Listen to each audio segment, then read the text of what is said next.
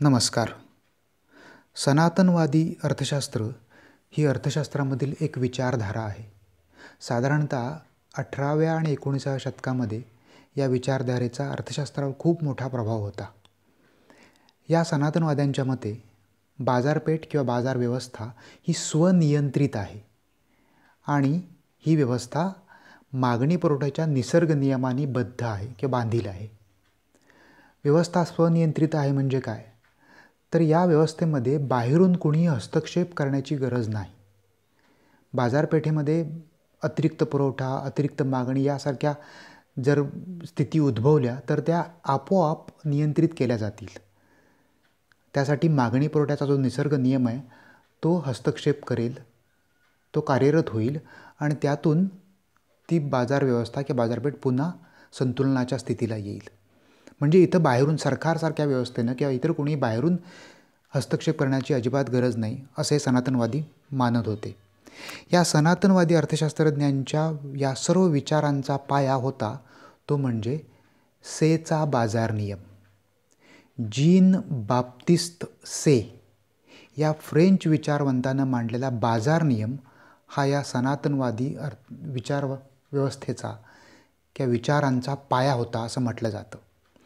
आपल्याला आजच्या या व्हिडिओमधून हा सेचा बाजार नियम काय होता हे समजावून घ्यायचं आहे.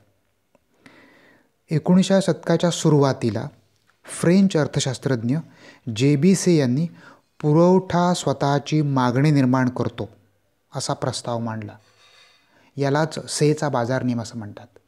म्हणजे सेचा बाजार नियम एका वाक्यात सांगायचा म्हटला तर तो नियम असा आहे, पुरवठा आपली मागणी निर्माण करतो. आता पुरवठा आपली मागणी निर्माण करतो याचा अर्थ असा होतो, बाजारपेठेमध्ये जेवढा पुरवठा होतो तेवढ्या पुरवठ्याला मागणी येत असते आणि जर जेवढा पुरवठा होतो तेवढ्या पुरवठ्याला मागणी येत असेल तर अशा बाजार व्यवस्थेमध्ये किंवा बाजारपेठेमध्ये अतिरिक्त उत्पादन, जादा उत्पादन शक्य नसतं. आणि जर जादा उत्पादन शक्य नसेल तर अर्थव्यवस्थेमध्ये बेरोजगारीची समस्यासुद्धा असणार नाही. त्यामुळे सनातनवादी विचारवंतांच्या मते अर्थव्यवस्थेमध्ये कधीही बेरोजगारी नसते किंवा पूर्ण रोजगाराची स्थिती असते. हे प्रामुख्याने या सेच्या नियमामधून सामोरं येतं की सेच्या नियमावरच सनातनवादी विचारवंतांचा विचार आधारित आहे.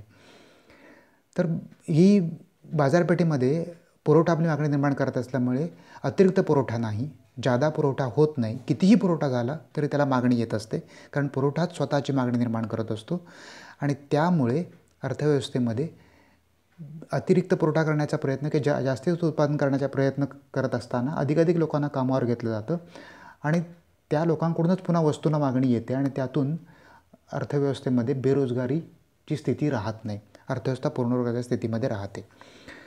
एका उदाहरणाच्या सहाय्याने समजावून घेता येईल. समजा अर्थव्यवस्थेमध्ये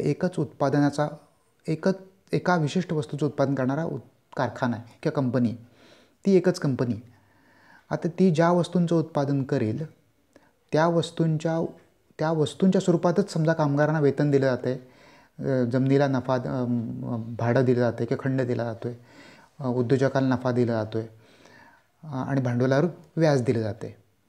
तर जे उत्पादन करेल ती कंपनी त्या संपूर्ण उत्पादनामधून काही उत्पादनं कामगारांना वेतन म्हणून दिलं जाईल, काही उत्पादन जमिनीला खंड म्हणून दिला जाईल, काही उत्पादन हे गुंतवलेल्या भांडवलाला व्याज म्हणून दिलं जाईल आणि उरलेलं उत्पादन नफा म्हणून ठेवलं जाईल. आता या स्थितीमध्ये संपूर्ण जे उत्पादन केलं गेलं ते खंड, वेतन, व्याज आणि नफा या स्वरूपात विभागलं गेलं. त्यामुळे इथे कुठेही अतिरिक्त उत्पादन शिल्लक नाही. संपूर्ण उत्पादनाला आपोआपच बाजारपेठेमध्ये मागणी निर्माण झाली. हॅन्सन यांच्या मते, प्रोफेसर हॅन्सन यांच्या मते हा जो बाजार नियम आहे हा जर आपण पैशाच्या अर्थव्यवस्थेला लावून बघितला तरी आपल्याला सामान्यतः ही स्थितीच लक्षात येते की जरी पैशाच्या स्वरूपात जरी वेतन दिलं गेलं किंवा खंड आणि व्याज दिलं गेलं, नफा दिला गेला तरी त्याच पैशामधून त्याच वस्तूंना पुन्हा मागणी येणार आहे की जी उत्पादन झाली आहेत.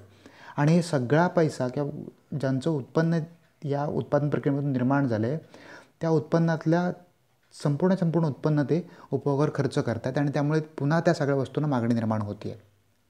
सामान्यतः अशा प्रकारे या जे.बी. सेच्या नियमाच्या मते पुरवठा स्वतःची मागणी निर्माण करत असतो उत्पादित वस्तूंसाठी बाजार तयार करते. पुरवठा आपली मागणी निर्माण करते म्हणजेच काय, तर उत्पादनाची प्रक्रिया उत्पादित केलेल्या वस्तूंसाठी बाजार किंवा मागणी निर्माण करत असते. सामान्यतः हा नियम वस्तू विनिमय पद्धतीवर आधारित आहे. की सेन हा नियम जो मांडला आहे तो वस्तू विनिमय पद्धतीवर आधारित आहे. मगाशी मी जे उदाहरण दिलं ते वस्तू विनिमय पद्धतीचं आहे. वस्तू विनिमय पद्धत म्हणजे अशी व्यवस्था की जिथे सर्व व्यवहार हे वस्तूच्या बदल्यात वस्तू अशा स्वरूपात होतात. तिथे पैशाचं अस्तित्व नसतं. त्यामुळे एक वस्तू द्यायची आणि त्याच्या बदल्यात दुसरी वस्तू घ्यायची अशा प्रकारचे व्यवहार असतात. आणि अशा अर्थव्यवस्थेमध्ये उत्पादित करणाऱ्या सर्व उत्पादन कंपन्या या वस्तू उत्पादित करतात आणि वस्तूंच्या स्वरूपातच सगळ्यांना खंड, वेतन, व्याज आणि नफा वितरित करत असतात.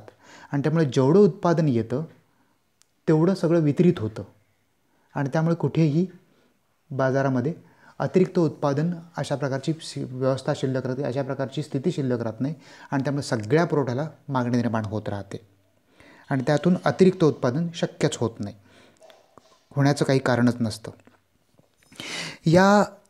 सेच्या या बाजार नियमाचा एक इम्प्लिकेशन असं आहे, अन्वयार्थ असा आहे की बचत आणि गुंतवणुकीची समानता यामधून प्रस्थापित होते.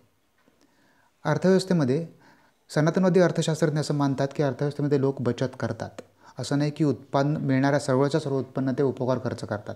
काही भाग बचत होतो, परंतु या बचतीतून अर्थव्यवस्थेमध्ये गुंतवणुका केल्या जातात, उत्पादन प्रक्रियेमध्ये गुंतवणूक केल्या जातात आणि गुंतवणुकांमुळे पुन्हा एकदा अर्थव्यवस्थेमध्ये वस्तू आणि सेवांना मागणी निर्माण होते.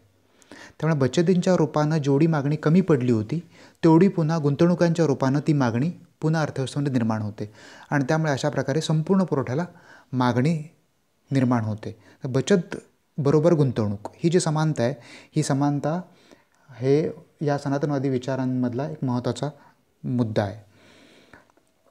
आणि बचत आणि गुंतवणूक यांच्यामधली जी समानता आहे ती समानता व्याजदरामधून प्रस्थापित होते असं सनातनवादी अर्थशास्त्रज्ञ मानतात, से मानतो. अर्थव्यवस्थेमध्ये समजा बचत बरोबर गुंतवणूक ही समानता नसेल, समजा अर्थव्यवस्थेमधल्या बचती गुंतवणुकांपेक्षा वाढल्या तर सेच्या मते बचती गुंतवणुकांपेक्षा वाढल्या तर व्याजदर कमी येतील आणि आपोआपच लोक बचत करायचं कमी करतील.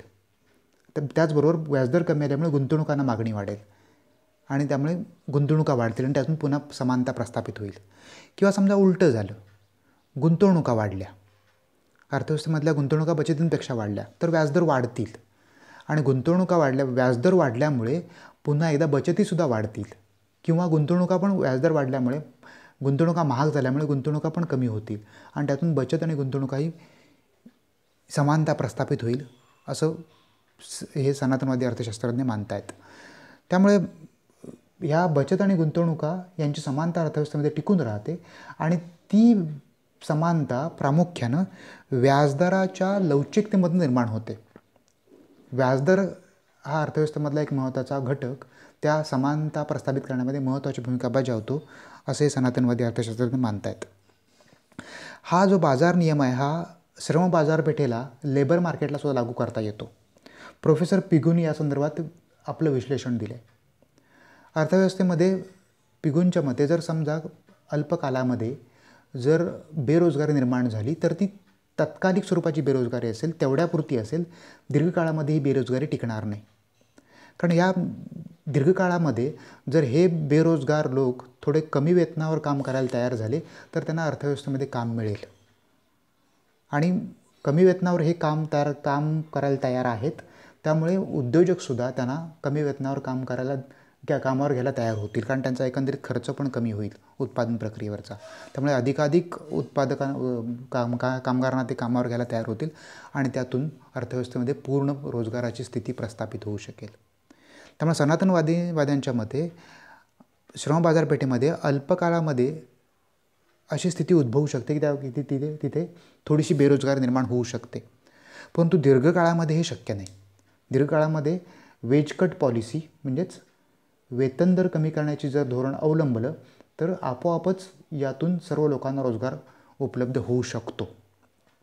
अशा प्रकारे हा जो बाजारपेठेचा नियम आहे, सेचा नियम आहे, हा श्रम बाजारपेठेला सुद्धा वस्तू विनिमय पद्धतीला से म्हणतो त्याप्रमाणे, पैशाच्या अर्थव्यवस्थेला हॅन्सन म्हणतात त्याप्रमाणे आणि श्रम बाजारपेठेला पिगू म्हणतात त्याप्रमाणे लागू करता येतो. या सेच्या नियमाची काही गृहीतकं आहेत. सामान्यतः सेनं पुढील प्रकारची गृहीतकं स्वीकारली. एक म्हणजे अर्थव्यवस्थेमध्ये पूर्ण रोजगाराची स्थिती आहे. हा सनातनवादी विचारांचाच पाया आहे. मुळात सनातनवादी विचारवंत अर्थव्यवस्थेमध्ये पूर्ण रोजगाराची स्थिती गृहीत धरतात. अर्थव्यवस्थेमध्ये पूर्ण रोजगार प्रस्थापित झालेला आहे आणि अशा परिस्थितीमध्ये जे बेरोजगार असतील किंवा असण्याची शक्यता दिसत असेल तर त्या अशा व्यक्ती आहेत किंवा ते असे घटक आहेत की ज्यांना सध्या अस्तित्वात असणाऱ्या वेतनदरावर एकतर काम करायचं नाही आहे किंवा त्यांना काम करायची इच्छा नाही आहे. त्यामुळे बाजारपेठेमध्ये ज्यांना सध्या प्रस्थापित असणाऱ्या वेतनदरावर काम करायची इच्छा आहे आणि काम करण्याची क्षमता आहे, त्या सर्वांना अर्थव्यवस्थेमध्ये रोजगार मिळतो असं हे सनातनवादी विचारवंत मानतात. दुसरे गृहीतक म्हणजे अर्थव्यवस्थेमध्ये स्त्रोतांचा कार्यक्षम वापर होतो आहे. अर्थव्यवस्थेमधले सर्व उत्पादन प्रक्रियेचे जे स्त्रोत आहेत, भूमी, श्रम आणि संयोजन, हे कार्यक्षमपणे वापरले जात आहेत आणि त्यामुळे अर्थव्यवस्थेमध्ये पूर्ण रोजगाराची स्थिती टिकून राहते.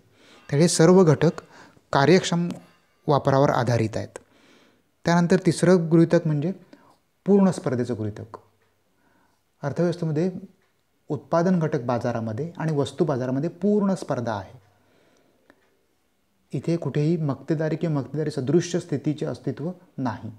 पूर्ण स्पर्धा आहे. असंख्य विक्रेते, असंख्य उत्पादक बाजारपेठेमध्ये कार्यरत आहेत आणि त्यांच्यामध्ये पूर्ण स्पर्धा आहे आणि त्यामुळे पूर्ण स्पर्धेची स्थिती असल्यामुळे अर्थव्यवस्था अधिकाधिक उत्पादनाकडे आणि त्यातून पूर्ण बेरोजगारीच्या स्थितीकडे जाते. चौथं महत्त्वाचं गृहीतक म्हणजे निरहस्तक्षेपाचं धोरण. निरहस्तक्षेपाचं धोरण म्हणजे काय? तर ही अशी व्यवस्था आहे, अशी बाजार व्यवस्था आहे की अशी बाजारपेठ आहे की जिथे सरकारच्या हस्तक्षेपाची गरज नाही. सनातनवादी अर्थशास्त्रज्ञ असं मानतात की सरकारनं बाजारपेठेमध्ये हस्तक्षेप करू नये. सरकारनं बाजारपेठेमध्ये हस्तक्षेप करण्याची अजिबात गरज नाही, कारण बाजारपेठी स्वनियंत्रित आहे. तिचं नियंत्रण बाजारपेठेकडे स्वतःकडं आहे आणि स्वतःकडं आहे म्हणजे कसं आहे, तर मागणी पुरवठ्याचा जो निसर्ग नियम आहे त्याच्या आधारे बाजारपेठ स्वतःचं नियंत्रण स्वतः करू शकते. त्यामुळे सरकारनं काही तिथं हस्तक्षेप करणं, सरकारनं काही तिथं नियम बनवणं, कायदे बनवणं, जसं आधुनिक अर्थव्यवस्थांमध्ये आपण कमाल किंमत धोरण किंवा किमान किंमत धोरण यासारखे कायदे पाहतो, बरोबर ना. परंतु सनातनवाद्यांच्या मते अशा प्रकारे कुठल्या प्रकारचे कायदे आणि कुठल्या प्रकारचा हस्तक्षेप सरकारनं करू नये. बाजारपेठेमधला मागणी पुरवठ्याचा नियम त्याची काळजी घेईल आणि त्यातून बाजार व्यवस्था संतुलनामध्ये जाईल, पूर्ण रोजगाराच्या स्थितीला जाईल. त्यानंतर आणखीन एक महत्त्वाचं म्हणजे बचत एक सामाजिक वरदान. सनातनवादी अर्थशास्त्रज्ञ असं मानतात की बचत हा सोशल व्हर्च्यू आहे.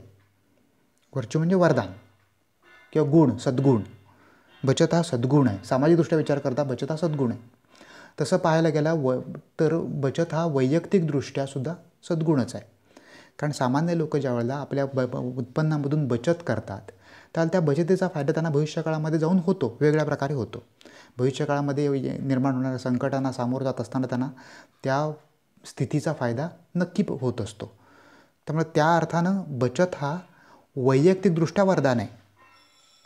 परंतु सनातनवादी अर्थशास्त्रज्ञांच्या मते ते सामाजिकदृष्ट्या पण वरदानच आहे.